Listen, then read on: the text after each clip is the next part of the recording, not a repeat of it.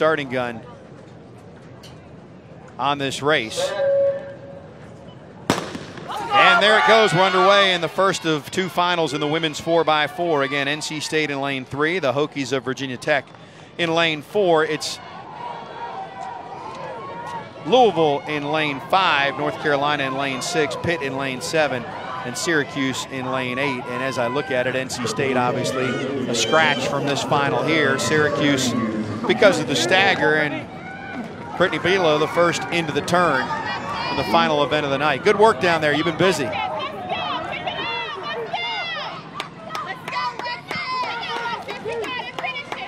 Lauren Williams back in the booth now, and Syracuse continues to hold the lead here as we get set for the first exchange in the 400. Virginia Tech running second, but Syracuse will have Brittany Belo hand it to Danielle Delgado. Virginia Tech actually makes up a lot of time there in the exchange zone, so a good job by the Hokies. And Rachel Pokratsky, a good one, will take the baton and go from there. And you notice these athletes looked back as they were getting the handoff from the incoming runner. In the 4x1 relay, you do what's called a blind exchange. But in the 4x4, you need to turn around and you see the runner as you run out. That way you can gauge whether or not they're dying or they've got enough energy. You know how fast or slow to get out. And another difference you can see, you don't stay in your lanes once you're through that first leg. So Pokratsky for Virginia Tech handling the baton right now. And that is Shannon Quinn up next on deck for Virginia Tech as they come into the exchange zone.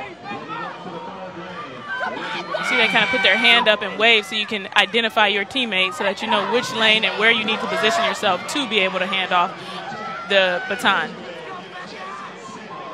Louisville's Holly Hankinson in second right now, and she will try to run down Shannon Quinn.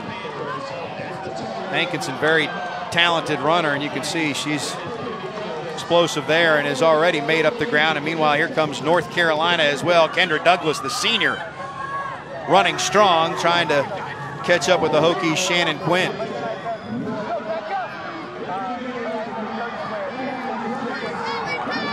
And now Quinn returning the favor and grabbing the lead right back for Virginia Tech. Couple of lead changes there. These races come down to points that are available for these teams, and whether you're 6th and you can move into 5th, or if you're 7th and you can move into 6th, you've got to run hard, because this race is what it all comes down to for everyone. This is the culmination of the ACC championships. Well, the Hokies, as the bell lap starts, are the team to beat right now. Running strong with it and trying to tighten it up as Syracuse. Here comes the orange. Kadeja Sellers, a freshman, trying to chase down a sophomore from Virginia Tech, and she's already shortened that gap significantly. And now Sellers trying to make the pass, and they are shoulder to shoulder as they come down the final straightaway. Virginia Tech and Syracuse open it up, and the fans come to their feet. The Hokies trying to hold on. Here come the Tar Heels, though. Where did UNC come from? Sierra Dunston for the Tar Heels. How about that finish for North Carolina? Amazing finish for North Carolina. When you can save that much for a 400-meter race, that you can come home that strong, it speaks a lot to your training and to your endurance.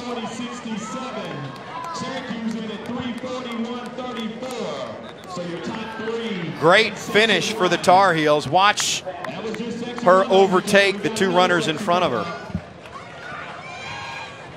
From 3rd position, looking like she's too far behind, but determination, knowing that team bragging rights, she's going to go home very excited tonight with this victory. It's a really good time for North Carolina also in Section 2, a 3.4 or 3.40, which potentially is, they may be a factor depending on how this next section runs. It's certainly much better than what their seed time was, which was almost 8 or 9 seconds slower than that. Very good run for North Carolina in the first